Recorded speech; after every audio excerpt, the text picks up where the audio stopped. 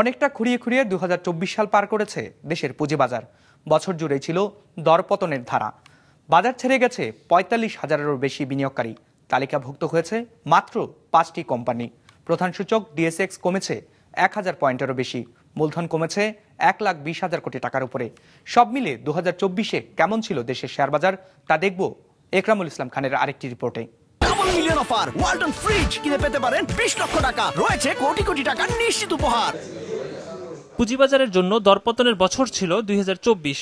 শুরুর দিকে অধিকাংশ কোম্পানির ফ্লোর প্রাইস তুলে নেয় নিয়ন্ত্রক সংস্থা সিকিউরিটিজ এক্সচেঞ্জ কমিশন। এই সিদ্ধান্তে বিনিয়োগকারীদের মধ্যে কিছুটা আশার সঞ্চার হলেও কিছুদিন পরই পতনের ধারায় ফিরে যায় বাজার। গত এক বছরে ঢাকা স্টক এক্সচেঞ্জের প্রধান সূচক DSX কমেছে 1038 পয়েন্ট। পতন হয় SME ও শরিয়া ভিত্তিক সূচকেরও। বেশিরভাগ বিনিয়োগকারী যারা আমরা আমাদের পুঁজির প্রায় 80% আমরা হারায় ফেলছি। সূচকের সাথে বড় অঙ্কের বাজার মূলধন কমেছে ঢাকা স্টক এক্সচেঞ্জে। বছরের শুরুতে বাজার মূলধন ছিল 7,80,823 কোটি টাকা। বছর শেষে বাজার মূলধন কমেছে 1,18,914 কোটি টাকা। এ সময় বাজার ছাড়া হয়েছে 45,000-এরও বেশি বিনিয়োগকারী। বাজারের তারল্য সংকট দূর করতে ভালো কোম্পানির অন্তর্ভুক্তি, মিউচুয়াল ফান্ড ও ICP-কে শক্তিশালী করার তাগিদ দিয়েছেন খাত সংশ্লিষ্টরা। 2024 সালে বাংলাদেশের মার্কেট, ক্যাপিটাল মার্কেট ইন্টারমিডিয়েট সবাই লস আছে। কারণ আপনাকে আমাদের মেইন বিজনেসটা হচ্ছে ভলিউম।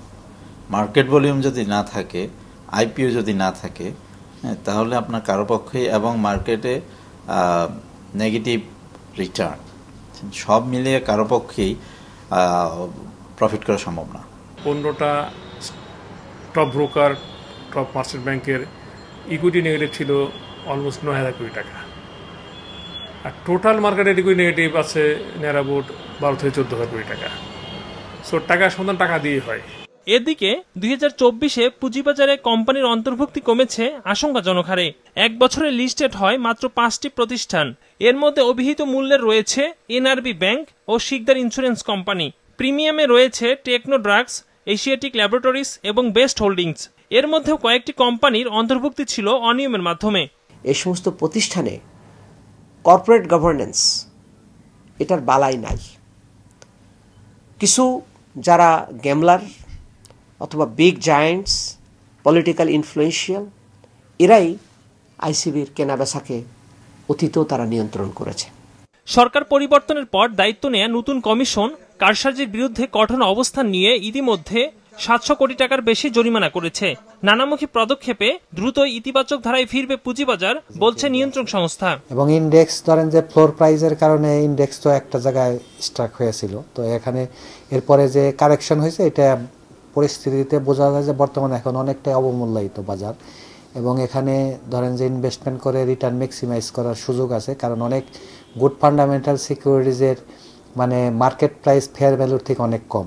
বর্তমানে পুঁজিবাজারে মানদণ্ডের ভিত্তিতে তালিকাভুক্ত প্রতিষ্ঠানের সংখ্যা 397টি।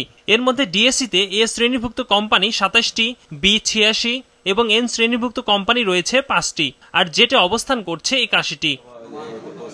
একরামুল ইসলাম খান, বিজনেস রিপোর্ট, মাছরাঙ্গা টেলিভিশন।